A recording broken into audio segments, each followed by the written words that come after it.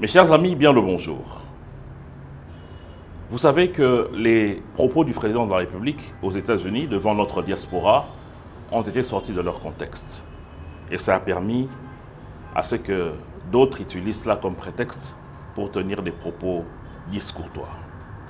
Pour ceux qui connaissent les prises de parole de notre président, ils savent très bien qu'il utilise la métaphore. Vous le savez que c'est une figure de style qui parle des choses par les similitudes qui les lient.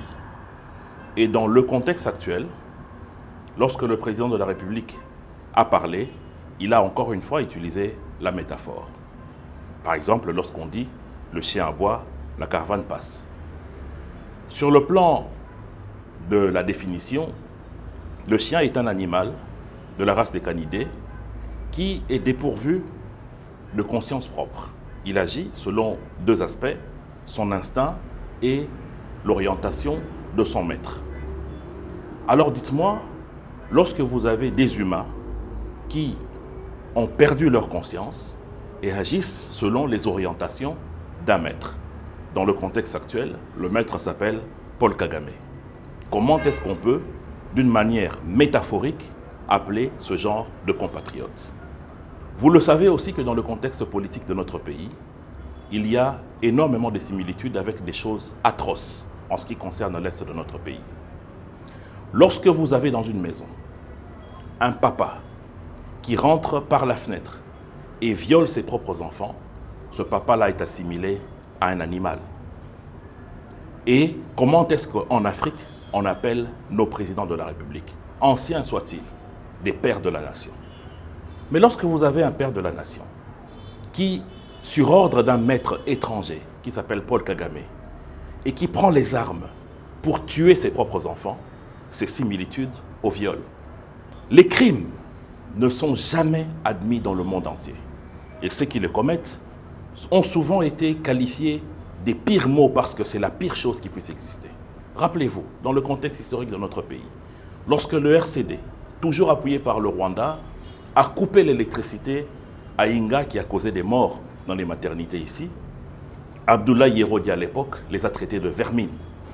Le 11 septembre, lorsque Al-Qaïda abat les deux tours, George Bush Jr. les traite de cafards. Lorsque Mouzé se rend compte que l'AFDEL ne marchait pas bien, il les a traités de conglomérats d'aventuriers. Il n'y a pas de mot qui soit assez fort pour ainsi traiter ceux qui commettent des crimes dans un pays. Donc il ne faut pas se limiter au vocabulaire utilisé, mais il faut voir la métaphore qui entoure les propos du président de la République. Maintenant, lorsque cela est dit, qui est le morveux qui a réagi? C'est Corneille Nangaa, celui qui n'a plus droit de parole dans notre pays parce que sa bouche est remplie de sang des Congolais, de la chair humaine, qu'il a malheureusement mis en terre par ordre d'un maître. Il a défendu son maître.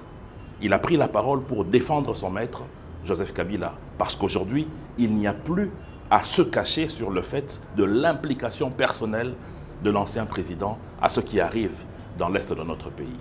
Et le maître à penser global de tout cela, c'est Paul Kagame.